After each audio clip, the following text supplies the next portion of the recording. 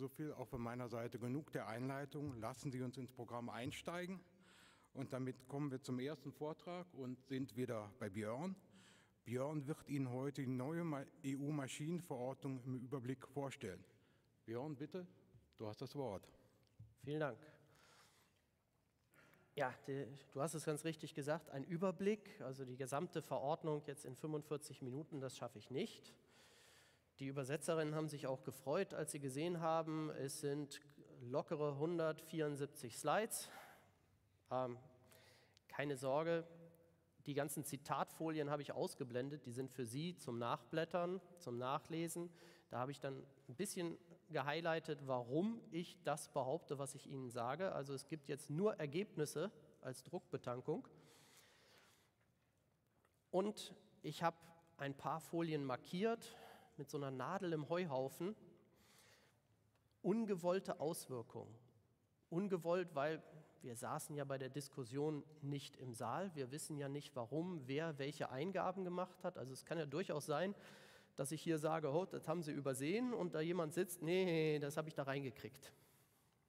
So, gucken wir es uns an. Erstmal zum Thema Übergang. Ups. So müssen Folien nicht funktionieren. Übergang. Ganz wichtig, wann, wie, wo, weshalb. Am 20. Januar 2027 ist es soweit. Es gab zur Maschinenverordnung schon eine Berichtigung der Verordnung, weil man sich einfach verrechnet hat mit dem Datum. Das heißt, die Quelle, warum, wieso, weshalb, sehen Sie immer hier unten auf meinen Folien. Da finden Sie dann, warum behauptet er, was da steht. Und am 20. Januar 2027, Schlag Mitternacht, wird die Maschinenrichtlinie zurückgezogen. Die Maschinenrichtlinie gilt nicht mehr, die deutsche Umsetzung der Maschinenrichtlinie, die 9. Produktsicherheitsgesetzverordnung, gilt nicht mehr und es gilt schlagartig die Maschinenverordnung. Die schon 20 Jahre zu uns kommen, sagen, ist doch gar kein Problem, kennen wir. Haben wir mit der alten Maschinenrichtlinie auch gehabt, zur neuen Maschinenrichtlinie. Abverkauf ist geregelt. Produkte, die ein Hersteller bis zum 19. Januar 2027 in den Verkehr bringt, dürfen danach in der Kette weiter bereitgestellt werden. Das heißt, wenn ich dem TUM an dem Tag noch eine Bohrmaschine verkaufe, Konformitätserklärung, Maschinenrichtlinie, darf der TUM die danach auch weiter verkaufen, muss nicht Maschinenverordnung machen. Soweit, so gut. Und dann, jetzt muss ich immer hin und her rennen, und dann kommt das Thema Fernabsatz. Die Marktüberwachungsverordnung, da ist der Joachim Geis so ein bisschen schuld, obwohl er damals drüber gemeckert hat. Die Marktüberwachungsverordnung hat sowas mit Online-Absatz da reingehauen. Hat gesagt, wenn ein Produkt online angeboten wird für die EU, dann ist das Inverkehrbringen damit erfolgt. Man wollte den Chinesen erwischen. Hat man nicht, macht nichts. Für uns heißt das aber, wir bringen das Produkt online in Verkehr. Wir sagen, wir hätten dieses Produkt hier mal, wir verkaufen das. Damit müssen wir dann auch die Maschinenrichtlinie natürlich einhalten, technische Unterlagen, Risikobeurteilung, Konformitätserklärung. Und danach dürfen wir das Ding weiter verkaufen, weil es ja das Inverkehrbringen ist erfolgt, danach erfolgt nur noch das Bereitstellen auf dem Markt. Also unsere Altbestände, wir müssen uns keine Sorge machen, der Joachim hat uns da gerettet. Wir kommen da sauber durch. Thema Wirtschaftsakteure. Die Maschinenverordnung kennt jetzt nicht nur den Hersteller, die kennt jetzt viele andere Wirtschaftsakteure auch. Beim Hersteller hat sich nichts geändert. Fast nichts. Ein bisschen was. Nach wie vor gilt, wer labelt, ist Hersteller. Und wer für die eigene Verwendung herstellt und verwendet, ist auch Hersteller. Textuell ein bisschen anders gefasst. Zusätzlich steht in der Maschinenverordnung jetzt auch drin, Wenn ein Händler oder ein Einführer Produkte verändert, wird er damit auch zum Hersteller. Und wenn ein Betreiber Produkte wesentlich verändert, wird er damit auch zum Hersteller. Also wir haben jetzt die Chance, auch an mehr Produkten Hersteller zu werden. Und was dazugekommen ist, ein Beschwerdebuch. Also, mussten wir doch schon immer machen, ne? Bei Prüfstellen ja, bei Herstellern anscheinend nicht. Der Hersteller muss ein Beschwerdebuch führen, die Form ist Ihnen überlassen, also ob Sie da E-Mail-Verzeichnis, einen Ordner im Schrank, wie auch immer haben.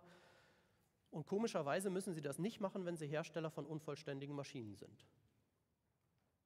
Der Grund erschließt sich mir nicht, aber so wird es sein. Das Typenschild hat sich geändert. Sie müssen zusätzlich zu den Ihnen bekannten Daten auf dem Typenschild jetzt auch die Webseite und die E-Mail-Adresse angeben, sofern Sie denn eine haben. Und bei kleineren Produkten, was interessant und wichtig ist, wir müssen jetzt nicht mehr irgendwie einen Zettel an Kabel dran machen. Das Typenschild darf bei kleinen Produkten jetzt auf der Verpackung sein oder in den Unterlagen. Das wird vieles vereinfachen. Das Typenschild muss jetzt auch auf unvollständige Maschinen drauf. Das ist eine Riesenänderung, das haben wir bisher noch nicht gehabt. Der nächste, der Bevollmächtigte, in der Praxis selten anzutreffen. Da steht jetzt drin, oder heute darf der Bevollmächtigte alles, den dürfen Sie alles übertragen. Jetzt steht in der Verordnung drin, Bevollmächtigte müssen mindestens, dürfen für bestimmte Maschinen, je nachdem welches Konformitätsbewertungsverfahren sie haben, dürfen sie dem bestimmte Pflichten übertragen. Und da steht, der darf jetzt nicht mehr Folgendes tun. Das ist interessant, da gucken wir mal rein. Der Bevollmächtigte darf nicht mehr gewährleisten, dass das Produkt sicher ist. Er darf nicht die technischen Unterlagen erstellen. Und er darf nicht für die Risikobeurteilung verantwortlich sein damit. Das wird also einiges was ändern. Mit Sicherheit hat der Bevollmächtigte eigentlich nichts zu tun. Dann kommt der Einführer. Der Einführer, also jemand, der aus dem EU-Ausland ein Produkt hier rüberholt, muss erstmal in der Union ansässig sein. Also der Chinese, der mir das Produkt schickt, darf es nicht sein. Er bringt das Produkt aus einem Drittstaat in Verkehr. Auf Ihrem Kartenspiel sehen Sie überall Einführer, MBT und unten drunter sehen Sie Hersteller, der Chinese. Wirklich ein Chinese. Seit dem 16. Juli gilt das Ganze aber schon für Maschinen über die Marktüberwachungsverordnung. Das heißt, das ist nichts Neues für Sie. Das kennen Sie alles. Auch in der Marktüberwachungsverordnung steht schon drin, der Einführer darf nur konforme Produkte verkaufen, Konformitätsbewertungsverfahren überprüfen, technische Unterlagen überprüfen und gegebenenfalls der Marktüberwachung übermitteln. Dass Sie die technischen Unterlagen haben, das müssen Sie privat regeln, wie Sie da dran kommen. Da kann Ihnen Europa nicht helfen, weil auf die EU-Ausländer haben wir keinen Durchgriff.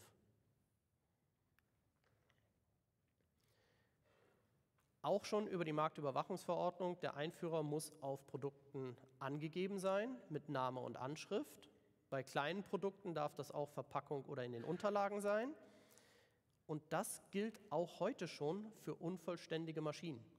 Unvollständige Maschinen aus dem EU-Ausland haben kein Typenschild oder müssen kein Typenschild haben, aber der Einführer muss draufstehen. So. Und dann mit Maschinenverordnung auch mit Webseite und E-Mail-Adresse. Das kommt dann noch dazu. Der Händler. Der Referent hätte das vorher mal prüfen müssen, dass das klappt mit dem Weiterklicken. Der Händler. Beim Verkaufen muss der Händler die Maschinenverordnung berücksichtigen. Was heißt das? Er muss dann die technischen Unterlagen gegebenenfalls der Marktüberwachung übermitteln. Aber wenn ich einen Händler habe, dann habe ich ja mindestens einen europäischen Hersteller oder Einführer. Also es gibt ja jemanden, der die Unterlagen auf jeden Fall haben muss. Deswegen, eigene Interpretation steht da unten, soweit er darüber verfügt. Also er muss natürlich alles weitergeben, was er hat an Unterlagen. Aber die Behörde, die wird sich dann doch bitte mit den technischen Unterlagen an den richten, der es wirklich tun muss, an den Hersteller oder den Einführer. Da sage ich mal, wenn der Carsten Laschet, der heute Abend ja noch kommt mit dem Vortrag, das geschafft hat, dass jemand, der nur labelt in Deutschland, also der zwar Hersteller ist, aber nur labelt, und der hat gesagt, es gibt doch den italienischen Originalhersteller, da musst du hingehen, Behörde. Und das hat der Carsten Laschet vor Gericht durchgesetzt, weil die deutsche Behörde das nicht so wollte, was auch völlig richtig war. Aber der Anwalt hat vor Gericht gewonnen. Von daher, wenn Sie da Probleme haben, wenden Sie sich an Carsten Laschet. Der haut Sie raus. Lieferkette. Wir müssen jetzt demnächst nach Maschinenverordnung unsere Lieferkette speichern. Das ist unheimlich sinnvoll. Wenn mal irgendwo ein Produkt auffällt, was defekt ist, kann man direkt sagen, von dem habe ich es gekauft, dem habe ich es verkauft, wen muss ich wo informieren, das geht dann rasend schnell. Vom Hersteller bis zum Händler, vorwärts wie rückwärts. Also der Händler muss wissen, von wem habe ich es gekauft, der Hersteller muss wissen, wem habe ich es verkauft. Das Ganze für 10 Jahre lang und der Betreiber, ganz hinten der Endkunde, der ist kein Wirtschaftsakteur. Der Händler muss also nicht aufschreiben, wem habe ich es verkauft. Ist so beim Rückruf ein bisschen, da reißt die Kette ab. Gut. Ungewollte Auswirkungen daraus. Außer dem Hersteller und dem Einführer ist jeder, der ein Produkt bereitstellt, Händler. Ja? Es gibt im NLF keine Beschränkung auf das Bereitstellen neuer Produkte. Das heißt NLF, New Legislative Framework, aus dem jetzt die Maschinenverordnung auch entstanden ist. Aber das gilt auch für Niederspannungsrichtlinie, EMV-Richtlinie, Druckgeräterichtlinie. Die kennen alle keine Beschränkung auf neue Produkte, kennen aber den Händler. Jeder, der ein Produkt weiterverkauft, ist damit Händler. Gebrauchte Produkte fallen damit auch unter den Anwendungsbereich der Maschinenverordnung und des NLF. Niederspannungsrichtlinie ist in Deutsch falsch umgesetzt, geschenkt. Aber Maschinenverordnung kennt auf jeden Fall den Gebrauchthändler. Das heißt, weil es dann noch eine besondere Ausnahme gibt für die Maschinenrichtlinie, muss ein Produkt, das nach Maschinenrichtlinie, aber nur nach 2006/42 EG, in Verkehr gebracht wurde, kann danach auch nach dieser weiter gehandelt werden, aber erst mit Inkrafttreten der Maschinenverordnung, weil die erst den Händler kennt. Gebrauchte Produkte außerhalb der Maschinenrichtlinienzeit müssen die formellen Anforderungen der Maschinenverordnung erfüllen. Stand der Technik, Sicherheit zum Zeitpunkt des ersten Inverkehrbringens, formelle Anforderungen, Maschinenverordnung. Das heißt, da muss ein neues Typenschild drauf wahrscheinlich, mit Webseite und E-Mail-Adresse, da muss eine neue Konformitätserklärung dabei, sehen wir gleich, die hat ein paar Neuigkeiten.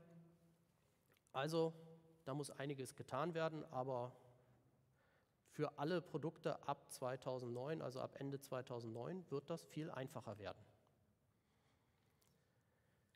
Dann hat man sich bei der Herstellerdefinition gedacht, wir machen das mal, diesen Catch-all, den wir immer hatten. Wenn kein Hersteller existiert, wird jede Person, die ein Produkt in Betrieb nimmt, Hersteller. Das war für die Behörde immer super.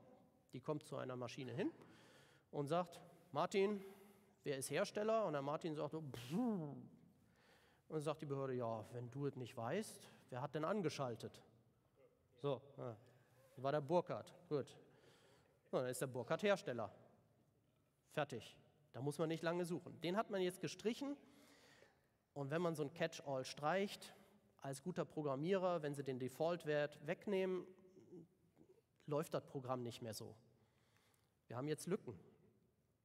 Hat der Carsten Laschet gestern schon vorgestellt, wenn jemand für die eigene Verwendung importiert, gucken wir uns das mal an, er stellt nichts her, das macht der Chinese.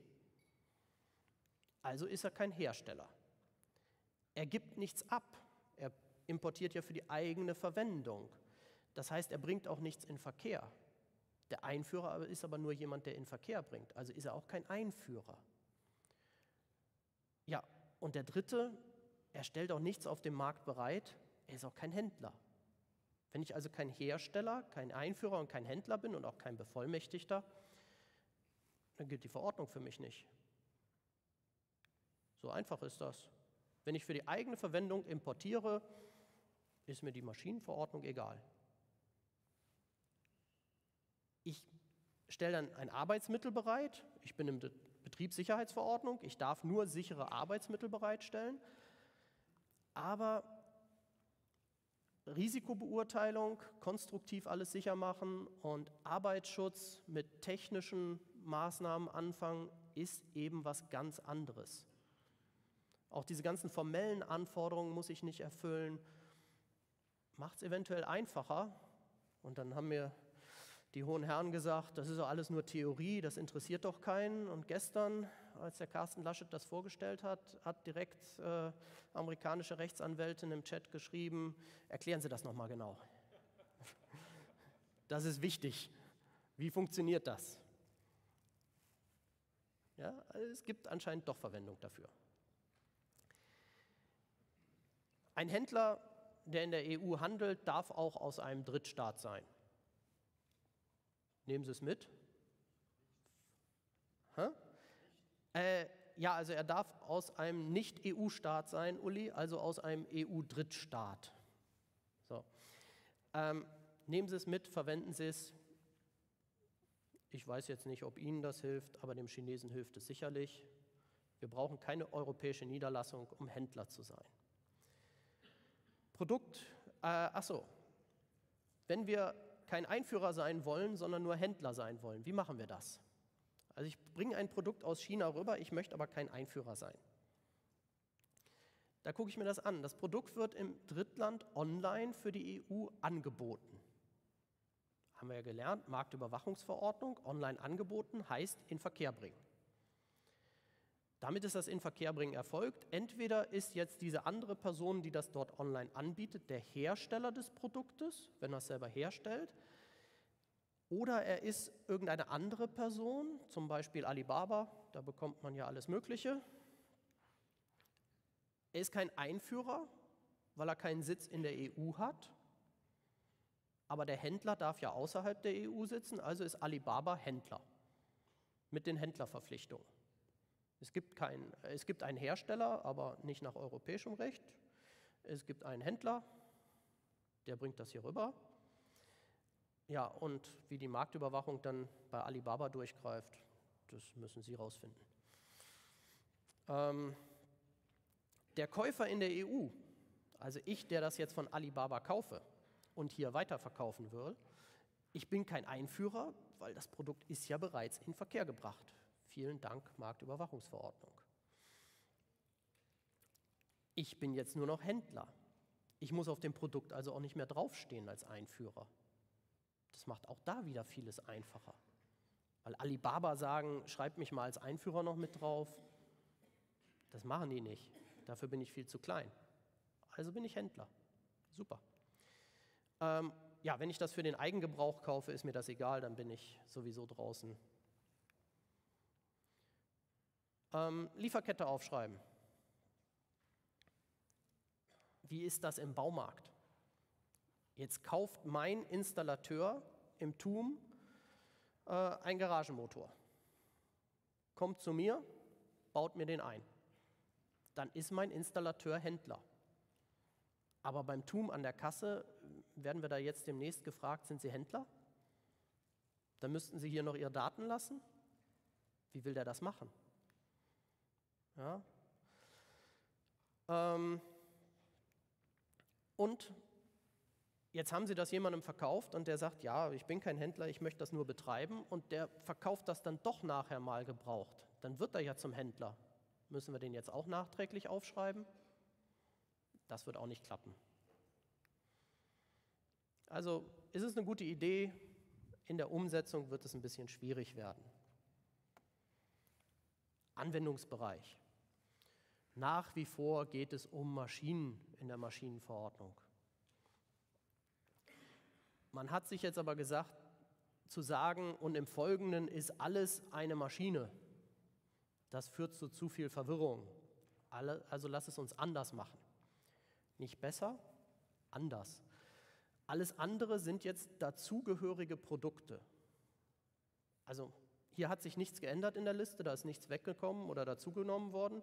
Ketten, Seile und Gurte sind jetzt in 3 Punkten unterteilt, aber es sind jetzt alles dazugehörige Produkte. Und die unvollständige Maschine steht weiterhin daneben.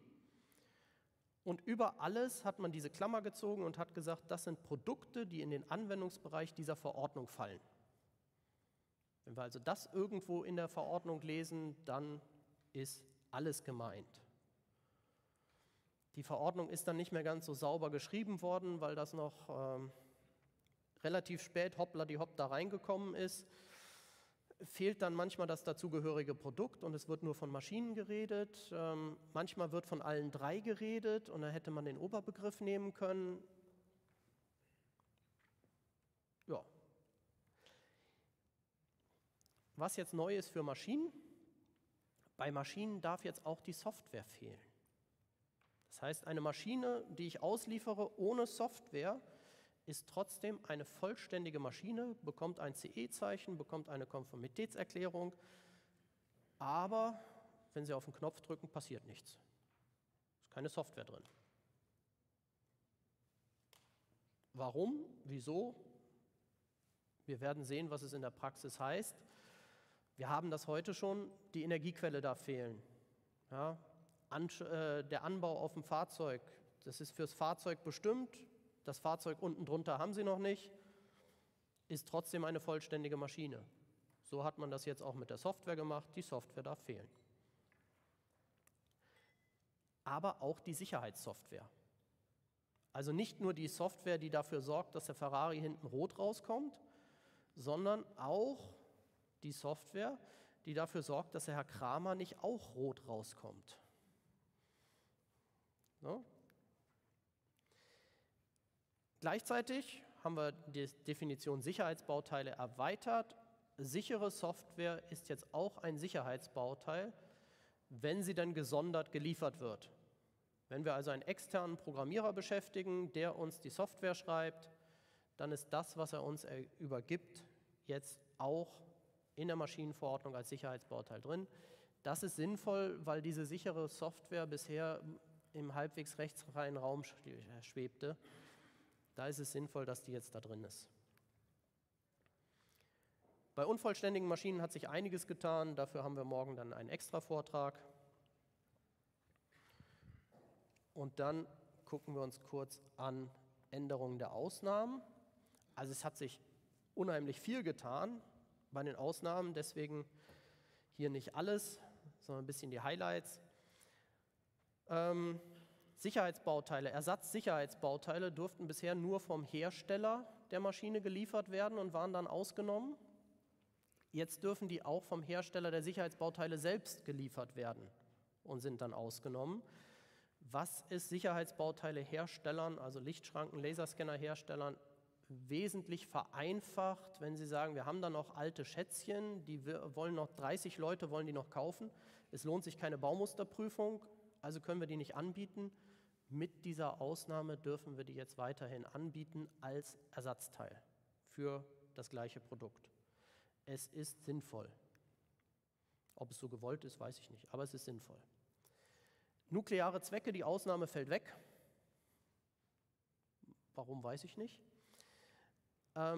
Es sind nur Produkte ausgenommen, die durch das Einhalten des Anhang 3, neuer Anhang 1, also die ganzen Nummerierungen der Anhänge haben sich geändert, die durch das Einhalten des Anhang 3 unsicher werden. Das Einhalten des Anhang 3 macht das Produkt nur sicherer. Es gibt kein Produkt, das unsicherer wird, wenn es Anhang 3 einhält. Solche Produkte existieren nicht. Damit ist die Ausnahme, die steht zwar drin, aber sie ist faktisch gestrichen. So. Die Ausnahme Niederspannungsprodukte ist jetzt auch um Funkanlagenrichtlinie ergänzt worden oder Radio Equipment Devices. Das heißt, es gibt aktuell das Riesenproblem, dass Putzroboter, die funken, in der RED sind, damit nicht in der Niederspannungsrichtlinie sind und damit aus der Maschinenrichtlinie nicht ausgenommen sind. So. Schön verwirrend. Also Putzroboter sind heute Maschinenrichtlinie und Funkanlagenrichtlinie und nach dem Anwendungszeitpunkt der Maschinenverordnung sind sie dann nur noch Funkanlagenrichtlinie, so wie man es mal gewollt hatte. Man hat zusätzliche Abgrenzungen und Klarstellungen geschaffen. Man hat gesagt, Haushaltsgeräte, die keine elektrisch betriebenen Möbel sind. Hat man jetzt klargestellt. Elektrisch betriebene Möbel sind nicht aus der Maschinenverordnung ausgenommen. Man hat auch klar gesagt, dass 3D-Drucker keine ausgenommenen Büromaschinen sind.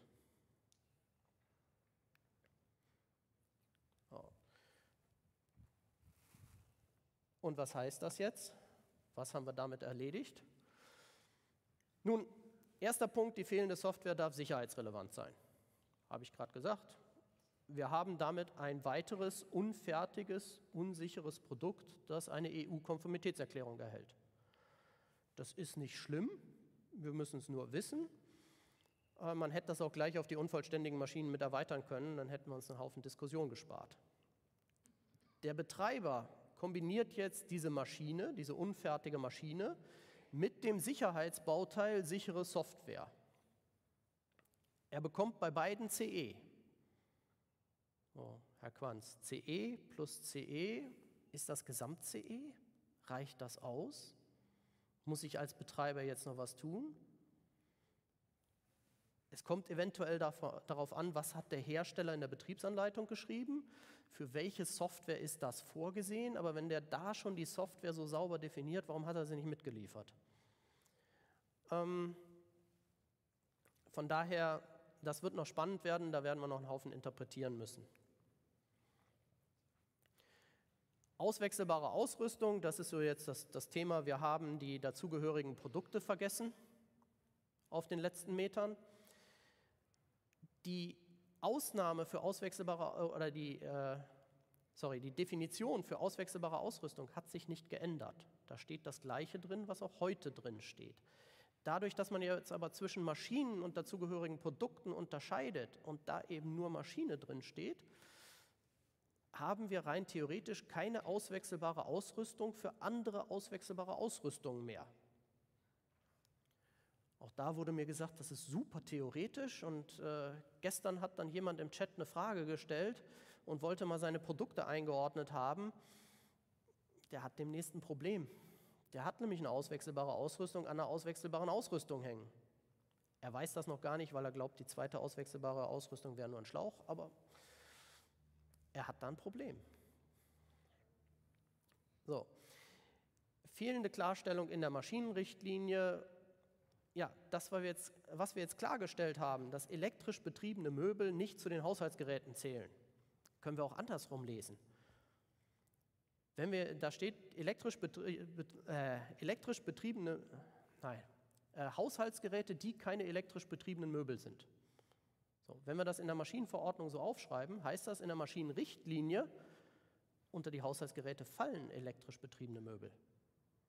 Das, wo wir uns die ganzen Jahre jetzt geprügelt haben und gesagt haben, der Fernsehsessel, der ist nicht ausgenommen aus der Maschinenrichtlinie, ja doch, ist er. Jetzt ist er. Mit der Maschinenverordnung haben wir den Fernsehsessel aus der Maschinenrichtlinie ausgenommen. Auch die 3D-Drucker sind heute aus der Maschinenrichtlinie ausgenommen, weil sie gewöhnliche Büromaschinen sind, weil die Maschinenverordnung sagt, sie sind es. So, also hat die Behörde noch 3,5 Jahre Spaß. Herr Quanz, Sie sind langsam glücklich, dass Sie in Ruhestand sind.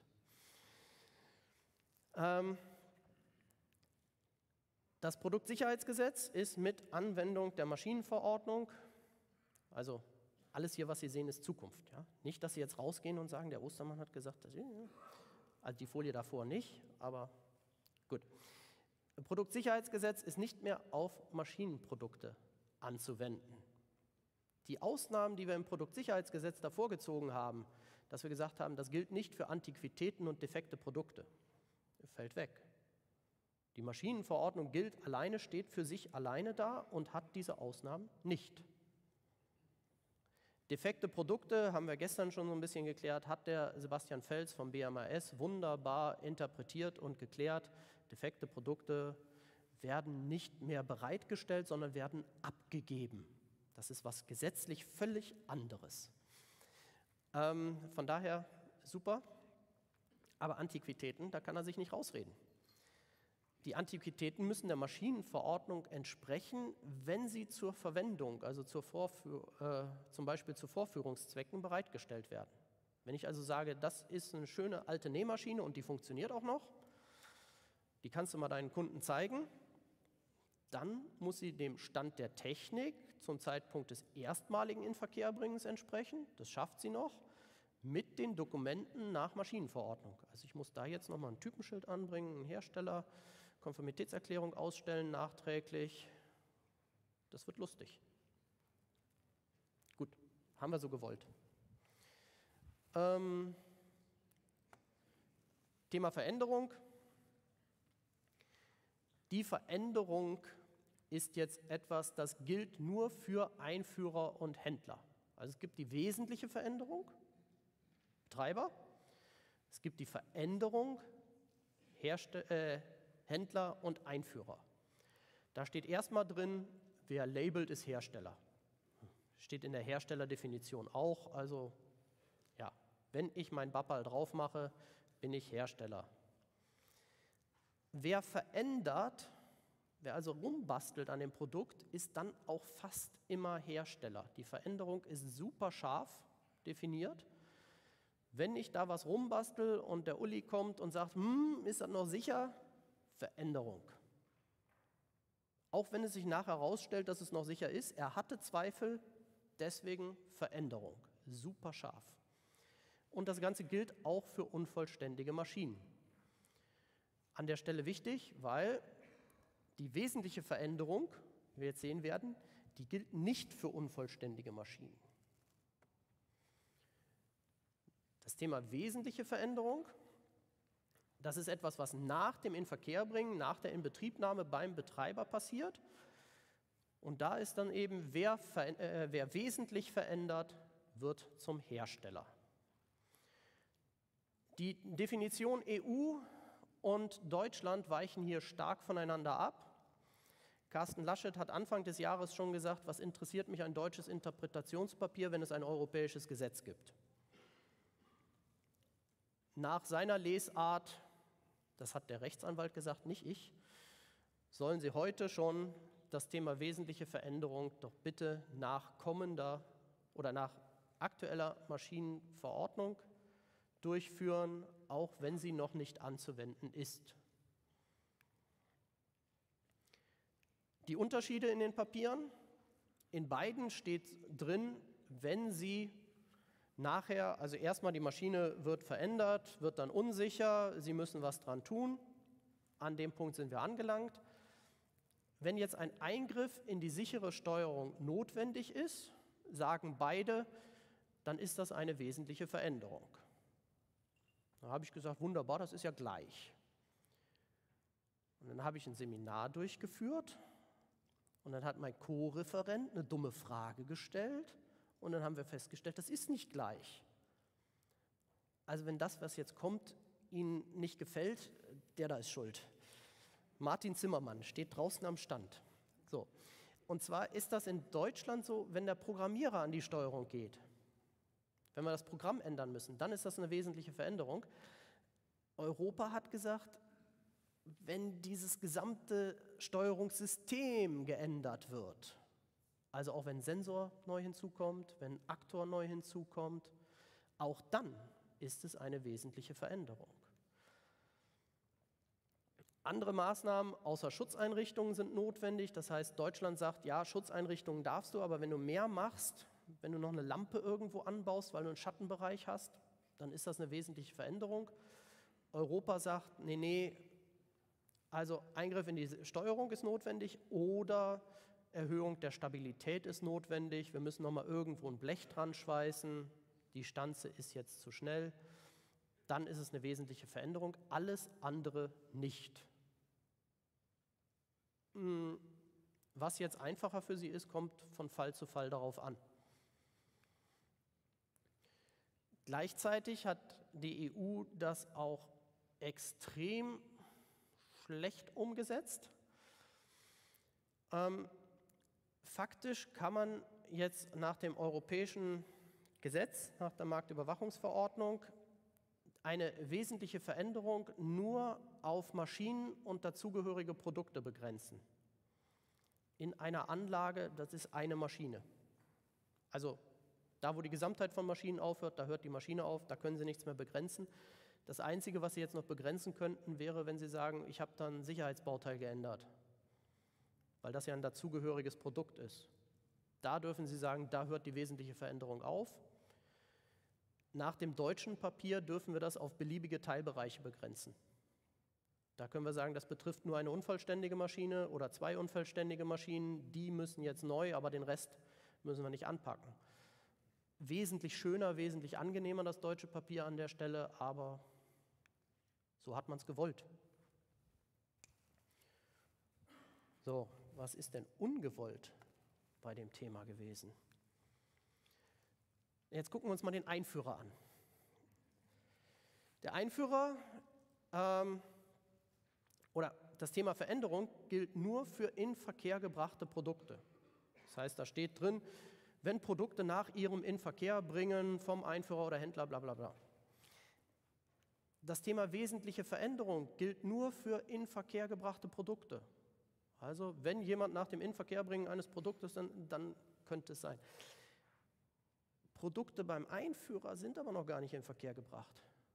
Per Definition des Einführers bringt der Einführer Produkte in Verkehr. In Verkehr bringen ist das erstmalige Bereitstellen. Das kann nur einmal passieren. Also bin ich entweder davor oder dahinter. Der Einführer ist immer davor. Ja, wenn der Einführer jetzt also ein Produkt ändert, dann wird das nie eine Veränderung und nie eine wesentliche Veränderung, weil es per Definition da nicht reinpasst. Nur wenn der Einführer neu labelt, dann dann wird er Hersteller. Er darf danach nur Produkte verkaufen, die sicher sind und der Maschinenverordnung entsprechen. Aber Veränderung, wesentliche Veränderung, ist nicht Thema des Einführers. Ja, und dass der Betreiber irgendwann mal Händler werden kann, haben wir geklärt. Aber was ist jetzt mit wesentlicher Veränderung? Sie verändern ein Produkt. Sie gucken sich das an und Sie sagen, wesentliche Veränderung ist relativ weich, da komme ich noch raus, kein Problem. Das Produkt ist verändert, aber nicht wesentlich verändert. Ich betreibe das weiter, 10 Jahre, und dann komme ich auf die Idee, jetzt hätte ich noch gern Geld für dieses alte Produkt. Ich brauche mal ein bisschen wieder Geld in der Kasse, ich verkaufe das. Jetzt ist das aber verändert. Und ich bin ja jetzt nicht mehr Betreiber, ich werde jetzt Händler. Und jetzt muss ich mir angucken, dieses veränderte Produkt, fällt das jetzt nicht mehr unter Artikel 316, sondern Artikel 321. Unter Artikel 17. So, habe ich jetzt Veränderungspflichten. Heißt für Sie, wenn Sie ein altes Produkt verkaufen, rückbauen. Alles, was Sie jemals geändert haben, schön dokumentieren, rückbauen, verkaufen. Bloß nicht mit Veränderungen verkaufen. Thema Anhang 3. Da ist ein Haufen reingekommen, autonome mobile Maschinen, künstliche Intelligenz, weil man es so wollte, aufgrund der Mode, größtenteils völlig sinnlos, meiner Meinung nach. So. Der Anhang 3, sagen wir, oder der Anhang 1 heute, haben wir jahrelang im Seminar gesagt, der ist vollständig, der deckt alles ab. Jetzt hat man eine vollständige Liste, hat man erweitert. So. Das Thema Hacking, da ist jetzt klarer geregelt, wann, wie, wo und was ist zu dokumentieren und was ist wo zu tun. Gut, das macht Hans Höfgen im Security Workshop hier, hat er auch letztes Jahr schon vorgestellt.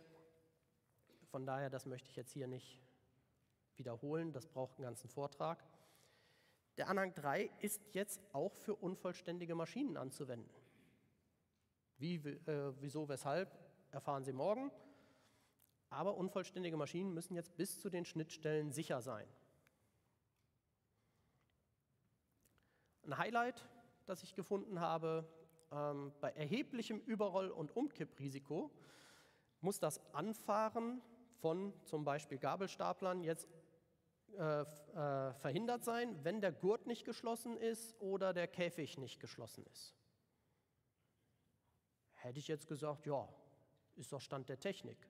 Wenn ich in meinen Golf einsteige und ich habe den Sicherheitsgurt nicht angelegt, dann löst sich die Handbremse nicht, da fährt der nicht los. Und mein Golf ist 10 Jahre alt. Und dann muss doch einen Stapler haben. Haben sie anscheinend nicht. Nein, Spaß beiseite, die haben das nicht. Und wir haben damals, als es zur Gurtpflicht kam für Stapler, haben wir die Nachrüstpflicht bekommen. Die Stapler mussten alle nachgerüstet werden. Und jetzt sagt uns ein Gesetz, guck mal hier, das ist Stand der Technik, das müsst ihr machen. Und da sollte sich die Bundesregierung dann auch überlegen, besteht da eine Nachrüstpflicht für die vorhandenen Stapler? Wir hatten schon mal eine, kommt sicherlich gut an, wenn wir eine zweite machen.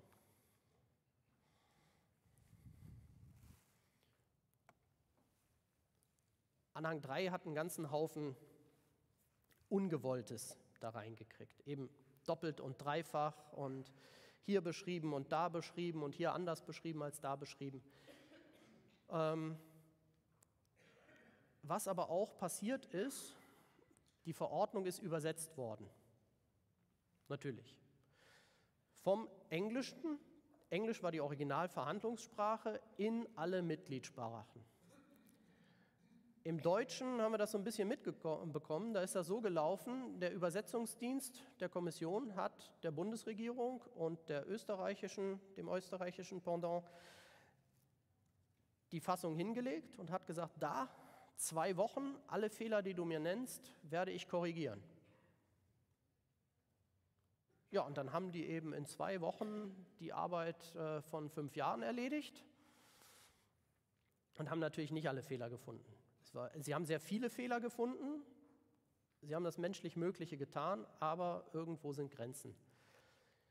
Es steht jetzt drin im Anhang 3, Betreiber dürfen sicherheitsrelevante Parameter nicht mehr ändern können. Also ich muss meine Software so verdongeln, dass der Nächste dann nicht mehr drankommt. Macht das Thema wesentliche Veränderung unheimlich schwierig. Ich müsste alles neu schreiben. Es ist auch unsinnig. Warum steht das da drin? Das steht da drin, weil es ein Übersetzungsfehler ist. Im englischen Original steht drin, sicherheitsrelevante Parameter, die der Betreiber setzt, die dürfen von der Maschine nicht mehr geändert werden. Und das ist sinnvoll. Wenn ich als Betreiber sage, da ist deine Grenze, da darfst du nicht drüber, dann soll die Maschine das auch nicht ändern dürfen. Ja. Übersetzungsfehler. Deswegen, wenn Sie irgendwo sagen, das kann doch nicht sein, lesen Sie auch den englischen Text. Zur Not mit einer Google-Übersetzung. Gucken Sie sich das an, eventuell ist es anders. Da steht jetzt was drin, wir müssen Daten speichern, wir müssen die viele Jahre vorhalten. KI kommt demnächst mit einem eigenen LKW mit Festplatten an, die müssen so viel Daten speichern. Und das Ganze nur für die Behörde, damit man der Behörde irgendwann mal beweisen kann, was die Maschine so getan hat. Hat mit der Sicherheit der Maschine aber absolut nichts zu tun und der Anhang 3 ist nur für Sicherheit. Nach allgemeinem Grundsatz 2 müssen wir nur das machen, was für die Maschine sicherheitsrelevant ist. Ist es nicht sicherheitsrelevant, dann muss ich es auch nicht machen. Also kann ich mir die Festplatten doch sparen, läuft leer. Genauso leer läuft die Überwachungsfunktion für autonome mobile Maschinen. Da steht was drin, ich muss eine Leitwarte haben, von der aus ich die autonomen mobilen Maschinen beobachten kann und sehen kann, wer wann wie wo ist, wer was macht und wer einen Fehler hat. Das muss aber nicht dauerhaft aktiv sein und sichere Anweisungen darf das Ding auch nicht erteilen. Ja, wenn es nicht sicherheitsrelevant ist, nach allgemeinem Grundsatz 2, streichen. Überwachungsfunktion, Leitwarte können wir uns sparen. So, ein bisschen gehe ich über die Zeit. Technische Unterlagen, da steht jetzt drin Dokumentationsbevollmächtigter, heute oder sowas Ähnliches. Neu ist jetzt eine einzige Anlaufstelle. Es kommt aufs Gleiche raus, es heißt jetzt nur anders. Das Schöne ist, das ist jetzt immer, wenn Sie Ihre Adresse angeben, egal wo, egal weshalb, Betriebsanleitung, Hersteller, Typenschild, eine einzige Anlaufstelle. Da ruft die Behörde an, da schreibt sie eine Mail hin und wenn dann keine Antwort kommt, nicht abgegeben, setzen 6. So, die technischen Unterlagen sollen heute die Übereinstimmung mit den Bestimmungen der Richtlinie belegen, in Zukunft nur noch die Übereinstimmung mit den Anforderungen von Anhang 3, also nur noch die technische Sicherheit steht in den technischen Unterlagen. Ganze formelle kommt da nicht rein, aber wenn es an die Unterlagen geht, die wir der Behörde geben müssen, dann steht da alle Informationen und Unterlagen, die für den Nachweis der Konformität erforderlich sind. Alles. Nicht nur die technischen Unterlagen, alles. Hose runterlassen und mal gucken. Was sind die ungewollten Auswirkungen? Da steht was drin von Quellcode. Quellcode ist ganz wichtig, ist in den technischen Unterlagen und vorne nochmal extra geregelt, dass die Behörde den Quellcode bekommt. Wenn er in den technischen Unterlagen steht, ist die Regelung vorne egal. Quellcode ist per Definition der Maschinenverordnung aber nur der für den Menschen eindeutig und verständlich ist. Wenn Sie sich mal einen KI-Code angucken, das verstehen Sie nicht. Der ist für den Menschen nicht verständlich, also der KI-Code ist nicht Quellcode und die Trainingsdaten für die KI sind auch nicht Teil der technischen Unterlagen. So. Bis dahin könnte ich jetzt sagen, muss ich der Behörde ja nicht geben und dann kommt die Behörde und sagt, ja, da steht aber alle Informationen und Unterlagen und dann ist mir das egal, ob das technische Unterlagen sind oder nicht, bekomme ich trotzdem. So. Thema Betriebsanleitung. Endlich digital, sagen viele. Aber was heißt das? Also, im Business-to-Business dürfen wir digitale Betriebsanleitungen machen, aber wir müssen einen Link zu der Betriebsanleitung auf dem Produkt angeben. Das muss ein direkter Link sein. Der darf nicht irgendwie verschlüsselt sein, da darf nicht irgendwie noch ein Passwort in der Betriebsanleitung stehen oder ein Passwort, das wir mitgeben oder sowas. Wir dürfen natürlich den Link so aufbauen, dass der irgendwo ein Passwort enthält. Aber es muss ein Link sein. Dieser Link darf sich nicht ändern. Nie. Wenn Sie mal überlegen, wie oft sich Webseiten ändern, wie oft Sie eine Webseite nicht mehr erreichen, dieser Link darf sich nicht ändern. Die Betriebsanleitung muss im ewig lesbaren Format vorliegen. Das heißt, Sie haben die Wahl aus TXT, CSV, XML und vielleicht noch PDF-A, wenn Sie mutig sind. Eins der 4 Formate würde ich Ihnen empfehlen. Sie muss runterladbar sein, sie muss druckbar sein und sie muss dort mindestens 10 Jahre liegen auf diesem Link oder so lang wie das Produkt existiert. Das könnten auch mal 40 oder 50 Jahre sein. Und 40 oder 50 Jahre eine Datei lesbar unter einem Link online bereitzustellen, ist eine Aufgabe. Fragen Sie davor hier Ihre IT, eventuell ist Papier doch günstiger. Das Ganze gilt übrigens auch heute schon für Maschinen. Also Sie dürfen auch heute schon für Maschinen digitale Betriebsanleitungen rausgeben. Weil die Maschinenverordnung hat gesagt, das ist Stand der Technik. Haben wir kommentiert auf der Webseite, haben wir im Newsletter verschickt, also auch heute schon. Sie müssen nicht bis zur Maschinenverordnung warten. Sie dürfen digitale Unterlagen rausgeben. Business to Customer, zum Endverbraucher, müssen Sie Papier machen, sagt die Maschinenverordnung. Die Konformitätserklärung liegt entweder bei, als vollständig in der Betriebsanleitung abgedruckt, mit Unterschrift und allem, oder zusätzlich vollständig auf Papier oder ein Link in der Betriebsanleitung und dann die gleichen Vorgaben wie Betriebsanleitung, ewig verfügbar, lesbar etc. Nicht mehr zulässig ist, dass wir in der Betriebsanleitung nur den Inhalt der Konformitätserklärung abdrucken. Gut, muss man wissen. Das ganze Thema mit Kennzeichen und Originalübersetzung ist weggefallen, hat sowieso nie jemand verstanden. Haben wir im Seminar 20 Minuten drüber gesprochen und es wusste immer noch keiner, was es ist. Und es machen alle falsch, deswegen gut, dass es gestrichen wurde. So. Ich überziehe, aber sowas von. Ungewollte Auswirkungen. Die Anleitung muss dem Produkt beigefügt sein. Ups, Mikro nicht verdecken. Die Anleitung muss dem Produkt beigefügt sein. Reicht da ein Online-Link? Ist das schon beigefügt, wenn ich einen Link abdrucke auf der Maschine? Oder muss ich jetzt zusätzlich zu dem Online-Link das Ganze auch noch auf CD beigeben, die sowieso verschwindet, weil keiner mehr ein CD-ROM-Laufwerk hat? Aber dann habe ich meine Pflicht erfüllt. Dann habe ich sie beigefügt. Das liegt einfach daran, dass man den alten Text aus der Maschinenrichtlinie Copy-Paste in die Maschinenverordnung übernommen hat.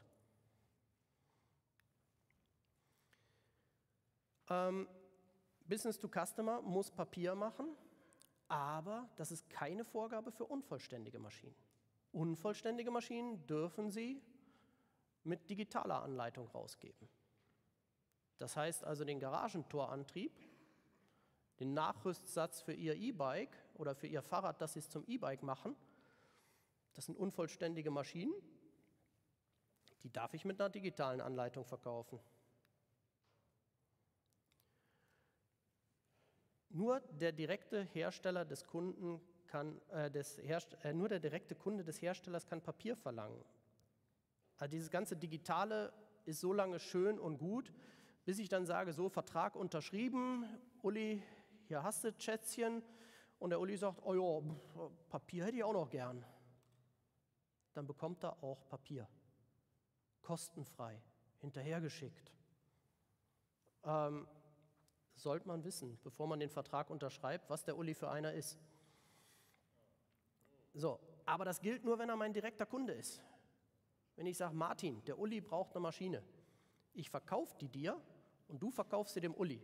Dann ist der Martin Händler und der Händler hat keine Pflicht, ihm Papier zu liefern.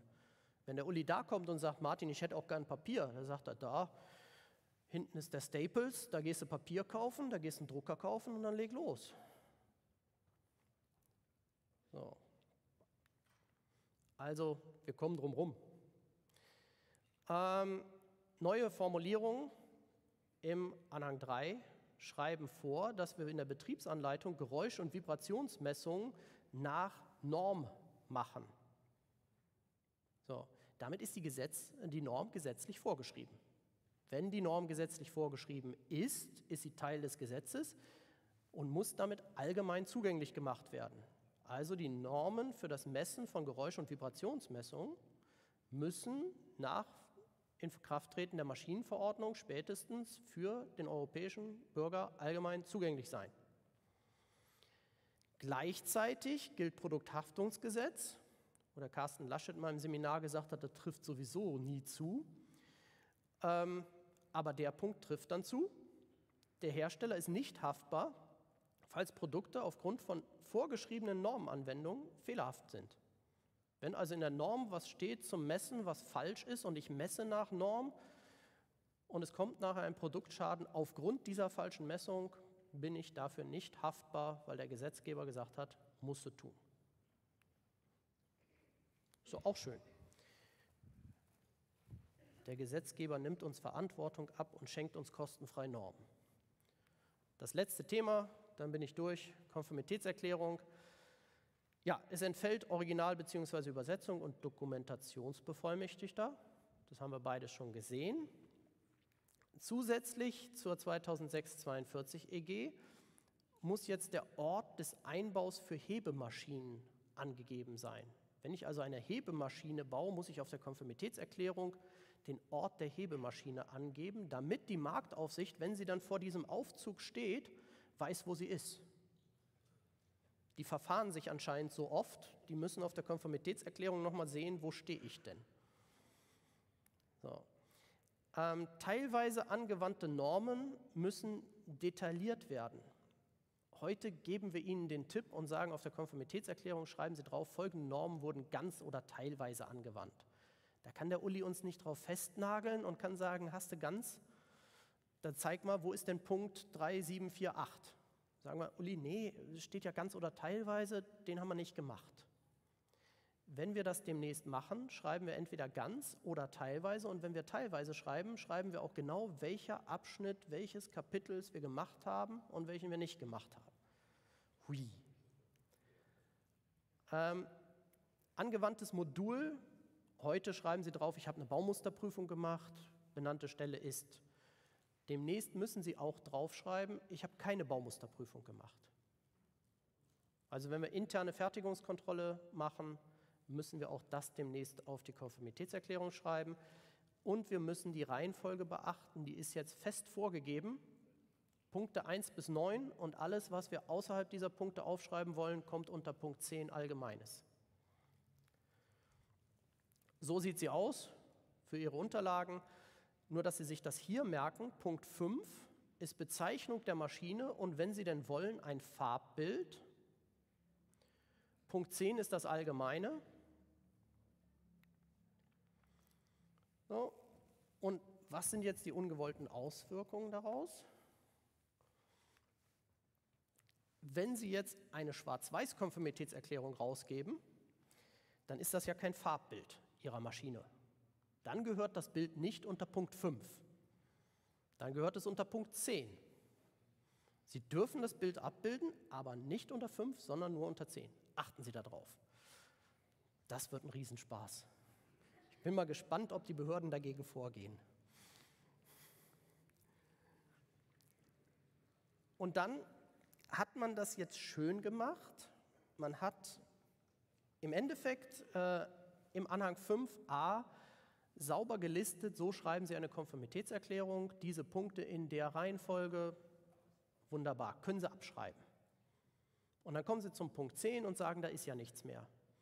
Und dann überlesen Sie eventuell, dass im Artikel 21.1 drin steht, aus der Konformitätserklärung muss hervorgehen, dass die angewandten grundlegenden Sicherheits- und Gesundheitsschutzanforderungen erfüllt sind und dass das nachgewiesen wurde.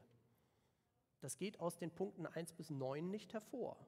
Das müssen Sie in 10 dann also nochmal sauber so dabei schreiben. Ist okay, einmal in die Vorlage rein, dann hat man es.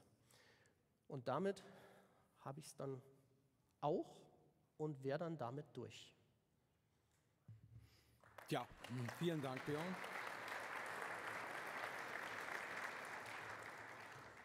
So. Vielen Dank für den instruktiven Überblick über die neue Maschinenverordnung und gleichzeitig das Gegenüberstellen zur noch geltenden Maschinenrichtlinie. Es wird sicherlich viele Fragen an Björn geben. Fangen wir auf der linken Seite hinten in der 4. Reihe mit der roten Krawatte. Fangen Sie einfach an.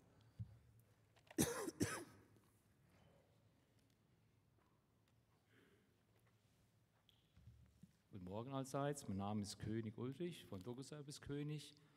Ich danke für den Vortrag. Also mich haben Sie überzeugt, dass ich 2027 in Rente gehe. Ja. Ich hätte da gar schmeißen Sie die Tomaten nicht auf mich, ich habe es nicht geschrieben. Nein, habe ich ja nicht. Sie haben mich nur überzeugt. Ich möchte eine Frage nur herausgreifen, weil es gibt ja hier eigentlich nur Fragen. Und zwar ging es um die Folie 58, wo es darum geht, dass ich, wenn ich da irgendwie eine Maschine kaufe, ich bin kein Händler, ich bin gar nichts, ja, ich kaufe irgend so ein Ding aus China, bin ganz glücklich, betreibe das, ist zwar nicht sicher, aber ich muss doch nach Betriebssicherheitsverordnung... Moment, das steht da unten, ja, nur ich möchte sicherer. das nur, weil ich nicht richtig verstanden habe. Ich gehe jetzt da hin und sage, ich mache eine Gefährdungsbeurteilung nach Betriebssicherheitsverordnung und sage dann danach, das Ding ist gut. Ja. Also diese Pflicht habe ich. Diese Pflicht Das haben wollte Sie. ich nur sicher gehen. Es sei denn, das haben wir gestern auch ausgestellt, es sei denn, Sie sind eine Ich-AG, Sie haben gar keine Arbeitnehmer. Ja, toll. Dann gilt für Sie auch nicht die Betriebssicherheitsverordnung. Ja, ich darf mir selbst die Finger abschneiden, wenn ich das möchte. Sie ne? dürfen sich selbst die Finger abschneiden. Genau, aber nur Also wenn ich eine Berufswirtschaft eventuell ist das, Uli, ist doch unheimlich interessant für Landwirte. Das sind doch meistens Ich-AGs und die schneiden sich doch gern die Fingern ab. bin. Okay, danke. Bitte. Jan, ich kann direkt hier anknüpfen mit einer Frage aus Online, die in dieselbe Richtung geht. Einmal, können wir den Eigenverbrauch genau definieren? Was ist Eigengebrauch? Ja, Eigengebrauch ist, wenn ich es nicht abgebe, wenn ich es nicht in Verkehr bringe, nicht auf dem Markt bereitstelle, wenn ich es nur für mich selbst, für meine Firma kaufe und nur in meiner Firma betreibe. Da müssen Sie dann aufpassen, wenn Sie Bosch sind, gibt es die Bosch GmbH, die Bosch AG, die Bosch sonst was. Also wenn Sie da die Firmengruppe wechseln, ist das auch auf dem Markt bereitgestellt. Aber solange Sie es nicht auf dem Markt bereitstellen, ist das der hier von mir sogenannte Eigengebrauch. Und dann direkt die zweite Frage von demselben. Ist die Niederspannungsrichtlinie auch mit der Maschinenverordnung abgedeckt oder muss die Niederspannungsrichtlinie jetzt auch in der Konformitätserklärung aufgeführt sein? Nein, da hat sich nichts geändert. Die Niederspannungsrichtlinie und Maschinenverordnung sind sich auch da wieder Öl und Wasser, das mischen wir nicht. Niederspannungsrichtlinie, entweder Niederspannungsrichtlinie oder Maschinenverordnung. In der dritten Reihe, bitte.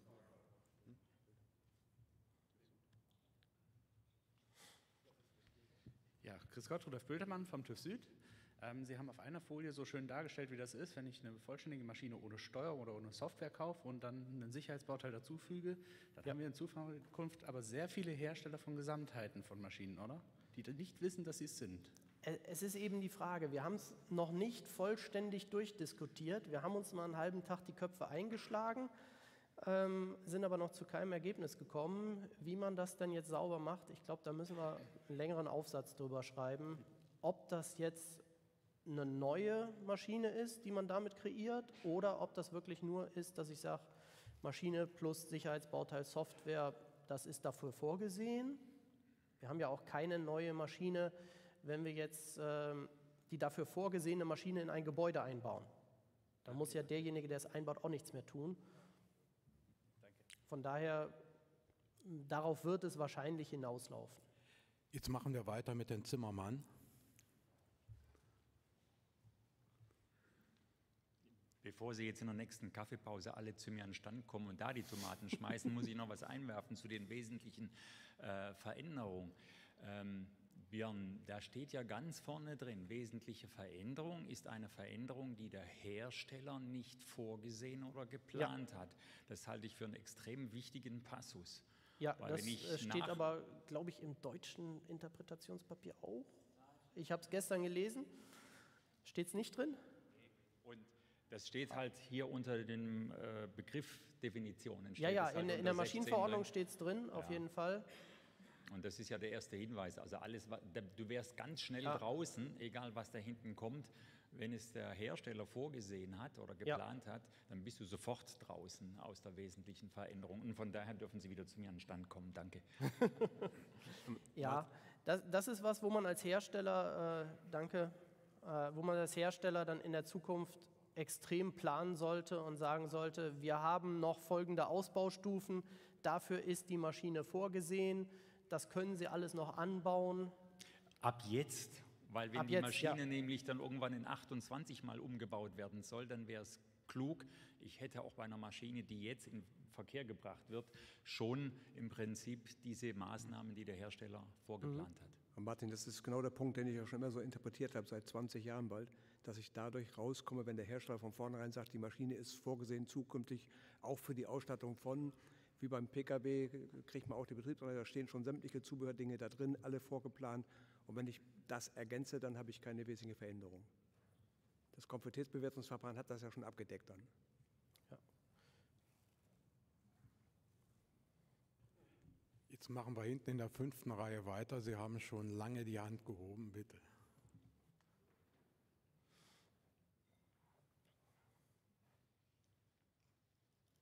Mein Name ist Jeck von der Smith Detection Germany GmbH. Ich habe 2 Fragen.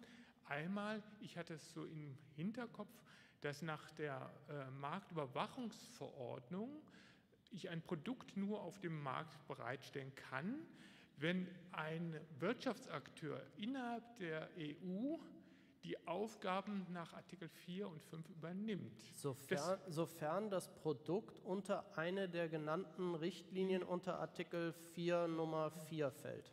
Genau. Ja, und das Produkt, ist ja bei der Maschinenrichtlinie zum Beispiel? Ja, aber ich nehme an, Sie zählen auf den Einführer und ja, das Produkt fällt dann ja nicht mehr unter eine der eingenannten Richtlinien und damit läuft die Marktüberwachungsverordnung dann auch leer. Ich glaube, die greift nur, wenn das Produkt in die Maschinenrichtlinie, Niederspannungsrichtlinie, EMV-Richtlinie reinfällt. Das Produkt fällt da nicht rein, dann greift die Marktüberwachungsverordnung auch nicht. Okay, gut. Dann die andere Geschichte, Sie sagten, das gilt alles ab dem 20. Januar 27. Das meiste. Ja, ab und zu habe ich mal gesagt, das gilt auch schon ab heute. Ja. Ich bin nämlich über die Übergangsbestimmung nach Artikel 52 gestolpert. Da wird nämlich auf das Kapitel 6 der Verordnung gilt praktisch ab sofort für Produkte, wenn ich es richtig lese, ich habe den Satz mindestens 5-mal gelesen, die unter Artikel 11 der jetzigen Maschinenrichtlinie fallen. Das sind ja Produkte, die möglicherweise eine Gefährdung darstellen können. Das ist ja noch nicht dann klar. Es ist ein bisschen anders. Ich habe es jetzt nicht exakt im Kopf, ihr müsst es mal nachlesen. Statt des Artikel 11 der aktuellen Maschinenrichtlinie ist der Artikel 6 der Maschinenverordnung anzuwenden. Das richtet sich aber nur an die Marktaufsicht. Ja, nicht 100%, weil das ist nicht auf den Artikel, sondern auf das komplette Kapitel verwiesen. Ja. Und wenn ich dieses komplette Kapitel sehe, dann wird auch überprüft Nichtkonformität nach irgendwelchen formalen Geschichten. Und plötzlich muss ich dann, ich konstruiere jetzt nur mal, ich habe eine Maschine, die im Verdacht steht, aber gefährlich zu sein, aber im Endeffekt dann nicht ist nach der Prüfung. Aber wenn ich das richtig lesen würde, ist es ja nicht so gewollt. Aber ich kann so lesen, dass ich dann schon die Formalitäten der Maschinenverordnung machen müsste. Zum Beispiel eine veränderte Konformitätserklärung. Ja, also es wäre so, die Marktüberwachung muss die Formalitäten nach Maschinenverordnung prüfen. Der Hersteller muss sie aber nicht einhalten. Okay. So, Sie haben völlig recht, da ist irgendwo eine Diskrepanz. Das müssen wir uns nochmal angucken. Das kann ich jetzt aus dem Stegreif nicht lesen, aber Sie haben recht, da ist eine Diskrepanz. Die Marktüberwachung muss nach den neuen Kapiteln arbeiten.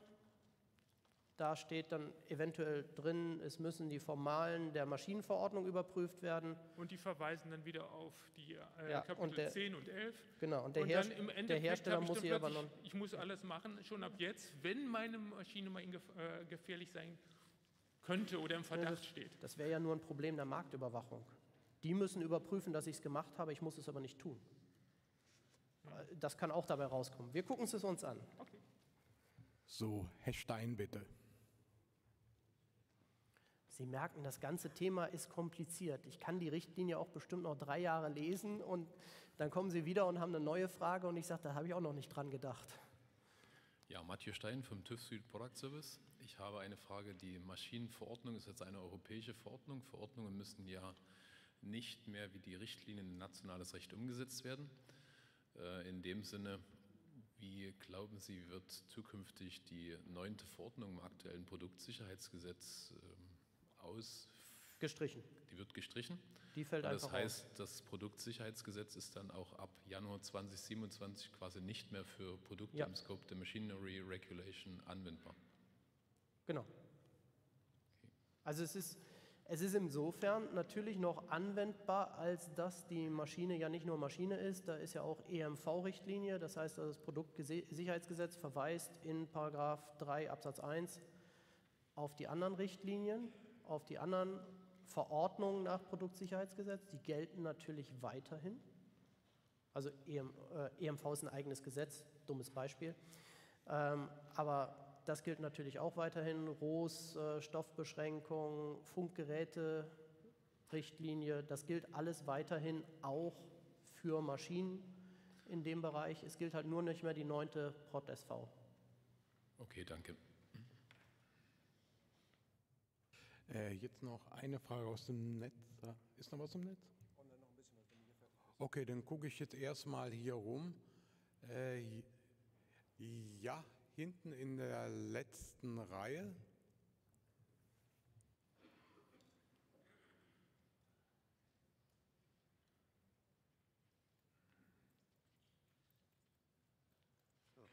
Hallo, erstmal vielen Dank für den sehr guten Vortrag. Mein Name ist Begic von der Optima GmbH und ich habe mal Fragen zur Bedienungsanleitung. In der Papierform kann ich dem Kunden mitliefern, wenn er das fordert. Wie lange kann er es denn fordern? Kann er jetzt nach einem Jahr sagen, ich hätte gerne, oder ist das irgendwie zeitlich begrenzt? Es steht irgendwas drin mit beim Kauf nach Vertragsabschluss. Irgendwie sowas in Artikel 10, Nummer 7. Oh, hat einer meine Folien, dass er mir sagen kann, welche Folie das ist? Irgendwo habe ich Zitate. Es steht drin, der Kunde kann beim Kauf nach Vertragsabschluss das fordern oder kann beim Kauf das fordern. So. Wir haben das mit Carsten Laschet diskutiert, was das heißt. Und er hat gesagt, das kann sowohl kurz vor Unterschrift als auch kurz nach Unterschrift. Zum Zeitpunkt des Kaufs, vielen Dank. Zum Zeitpunkt des Kaufs ist also sowohl kurz vor Unterschrift als auch kurz nach Unterschrift. Also wenn ich dem Uli Kessels das Schätzchen verkauft habe, dann darf er sagen, ach übrigens, ich hätte noch gern. Okay, das heißt, zu einem späteren Zeitpunkt steht nicht im Vertrag, too late. Da werden wir uns dann vor Gericht streiten, was Zeitpunkt des Kaufs ist. Ja, Weil wenn Sie eine Stunde später kommen, würde ich schon sagen, nee, je nachdem. Wenn es eine 30 Seiten Betriebsanleitung ist, sage ich, da streiten wir uns jetzt nicht drüber. Wenn es aber eine LKW-Ladung voll ist, weil wir eine größere Anlage Ihnen dahin stellen, dann werde ich sagen, da gehe ich jetzt mal zum Anwalt. Ja, dann kann ich ganz kurz ergänzen, wir haben hier einen Text rausgesucht, der steht auf Verlangen des Nutzers zum Zeitpunkt des Kaufs. Ja, hat er. Zum Zeitpunkt des Kaufs, das muss also im zeitlichen Zusammenhang sein mit dem Kaufdatum, das kann nicht 2 Jahre später sein. Okay. Also muss sehr zeitnah passieren. Gut, nochmal Bedienungsanleitung. Dieser Link auf dem Produkt, was ist mit Produkt gemeint? Auf der Maschine, also auf dem Produkt selbst oder auf dem Typenschild? Was steht genau drin? Ich hätte jetzt gesagt, also auf dem Typenschild ist auf jeden Fall eine gute Idee. Artikel 10, Nummer 7, relativ weit vorne. Also dieser Link für die digitale BA idealerweise auf dem Typenschild? Idealerweise. Sie haben es in Ihrer Folie, haben Sie es mit Produkt beschrieben, da war ich jetzt ein bisschen unsicher. So, wenn die Bedienungsanleitung in digitaler Form bereitgestellt wird, muss der Händler auf der Maschine oder dem dazugehörigen Produkt oder, falls dies nicht möglich ist, auf ihrer Verpackung oder in ihrem Begleitdokument angeben, wie auf die digitale Betriebsanleitung zugegriffen werden kann. Also Typenschild. Typenschild ist eine ganz sichere Lösung, da haben Sie es auf jeden Fall erfüllt. Sie können das aber auch irgendwo anders auf dem Bedienpult machen, wenn Sie sagen, an der Stelle braucht man die immer, aber Typenschild wäre für mich die Wahl. Okay, letzte Frage noch zu der EU-Erklärung. Dieses Bild, ist das irgendwo definiert, was ein Bild ist? Ist das ein 3D-Modell oder eine Fotoaufnahme oder eine Skizze? Ich habe es ja hier ausgedruckt alles.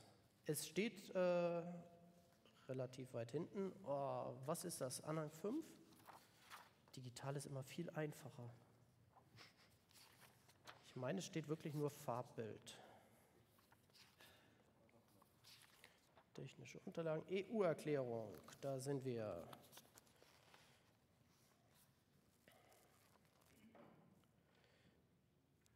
So, falls dies für die Identifizierung der Maschine oder des dazugehörigen Produktes erforderlich ist, kann eine hinreichend eindeutige Farbabbildung Farbabbildung beigefügt sein. Und Sie dürfen jetzt entscheiden, was eine Farbabbildung ist.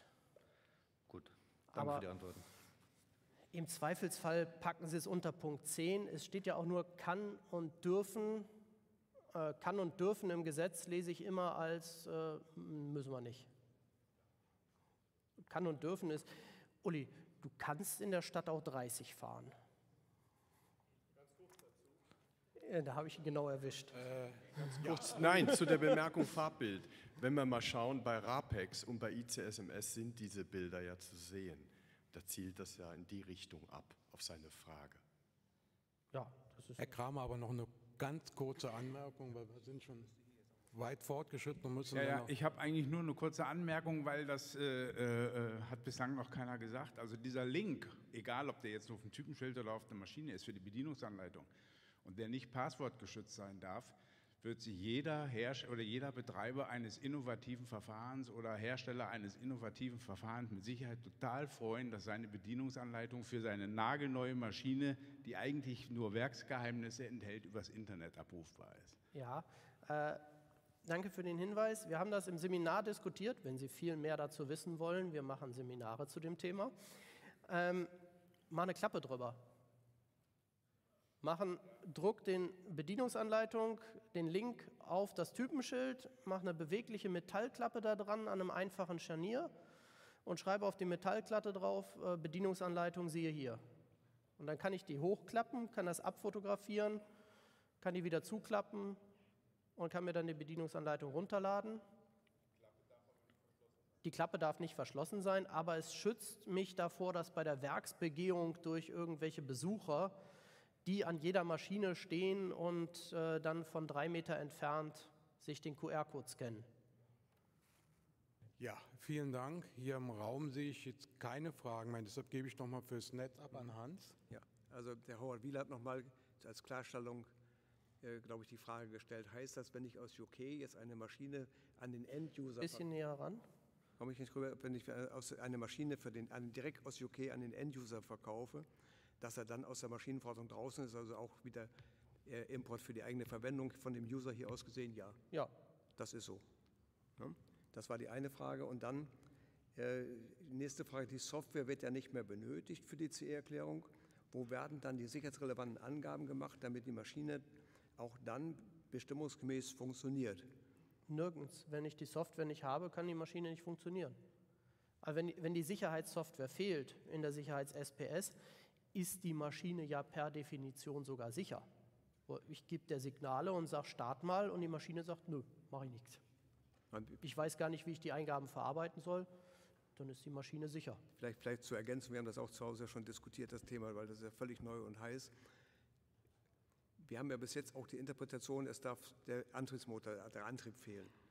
Und das ist interpretiert worden, auch im Leitfaden, das finde ich gar nicht mal so schlecht, obwohl der manchmal auch ein bisschen schief ist, der Leitfaden der EU. Aber da steht drin, dann muss der Hersteller dann genau spezifizieren, was für ein Motortyp und allem drum und dran sein muss. Bedingt also, wenn die Software fehlt, muss der Hersteller natürlich Angaben ganz konkret machen, was diese Software dann anschließend alles können muss. Also über den Weg kommt natürlich auch vom Hersteller eine Sicherheitsidee da rein. Programmieren darf es dann ein anderer und muss dann dafür gerade stehen, dass er das auch umgesetzt hat. Ob das in Praxis relevant ist, keine Ahnung. Ich vermute mal eher weniger. So, jetzt noch eine allerletzte kurze Frage. Die Dame dort in der 6. Reihe. Gut, bis dahin denken Sie beim Programmieren daran, das ist sicherheitsrelevant, nach 13849 zu geschehen. Und wie Sie das ordentlich durchsetzen und durchführen, Soft-Thema-Seminar bieten wir an. Hallo, mein Name ist Katharina Weber, Glattingenieurtechnik in Weimar. Ich habe eine Frage, was ist mit Leihgeräten? Also wir haben zum Beispiel, wir sind der Hersteller und bieten die Maschine leihmäßig für den Kunden an, dass er eigene Produkte fertigt.